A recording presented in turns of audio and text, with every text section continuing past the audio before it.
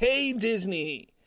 Back in June, we heard that the diversity chief officer of diversity, whatever you want to call it, what was her name? Latondra Newton stepped down from Disney.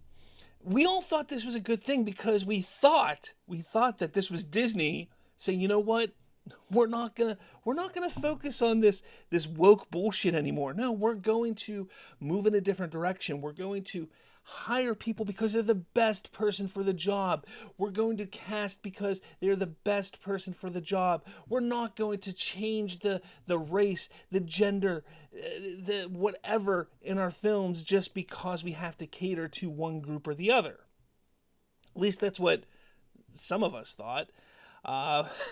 Obviously, though, we were all wrong, as Disney has now named Tanisha Agramonte Chief Diversity Officer.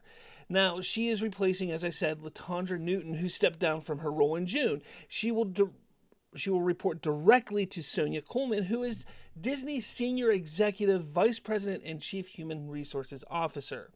Disney says she is passionate around supporting military families, veterans, and first-generation college students and corporate professionals, and is known for her strategic, data-driven approach to diversity, equity, inclusion. Throughout her career, she has helped organizations become more inclusive and recognize the impact DEI has on business optimization. Prior to coming on board in 2022, Agramonte was the first Chief Diversity Officer of Motorola Solutions and previously held senior executive positions with the federal government as the CDO, Chief Diversity Officer, and Director for the Office of Civil Rights in the Department of Commerce, Assistant Administrator of Diversity Inclusion. Look, I'm not going to go on. Head over to Variety where this is coming from. You can read all that here. I just have to say, this whole idea of creating a division within companies, creating this idea that we need to focus on diversity is just asinine to me. Because the moment you start to focus on diversity, the moment you start to focus on picking out the differences of people within the company, outside the company, that's where the divide becomes.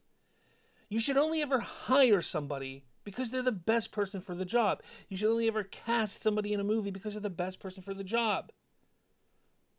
It's that simple. But what these divisions and companies have done is come out and specify, like, we should celebrate other people's ethnicities and such. Absolutely, we can. But that doesn't mean we have to sit there and take everything apart and say, no, white people we don't get to celebrate. This person we don't have to celebrate. Men we don't need to celebrate. No, it's only about these diverse people. It has caused... These diversity programs have caused more divide in this country than any good.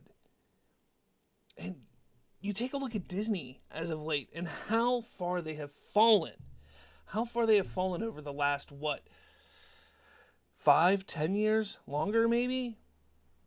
Their desire to push the LGBTQ plus LMNOP agenda, the overall woke ideals in their films, on their television shows, the Proud Family, that whole thing where they were pushing CTR is absolutely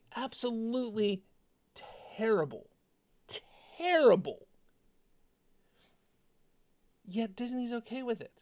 We thought, we hoped. I won't even say we thought. I think most of us hoped that they were getting away from this crap. But Disney, they're the ones that got to be at the forefront of everything, right? They're the ones that have to push forward and say, yes, absolutely, we are the ones who are going to lead the charge in the woke bullshit of this world. I don't know. Let me know your thoughts down below. Were you hopeful in June? Did you even hear about this in June? Did you even care to hear about it in June? That the chief officer of diversity and equity inclusion was let go or stepped down. Did you care? Were you excited about it? What do you think about this new hire, Tanisha Agramonte? Look, they can go one of two ways with this. They can go one of two ways with this. They can continue down the route that Disney's been going in, which has not worked out.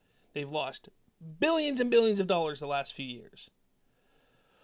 Or they can go back to just making good content, hiring adequate people to do the jobs, not worrying about the woke agenda.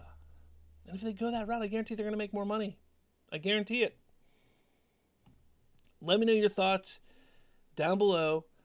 Make sure you hit that like button, hit subscribe, all of that jazz, because, I sort of want to know what you think.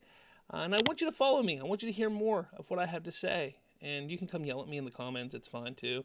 I'm up for that. So, with all that said, everyone, I'll talk at you later.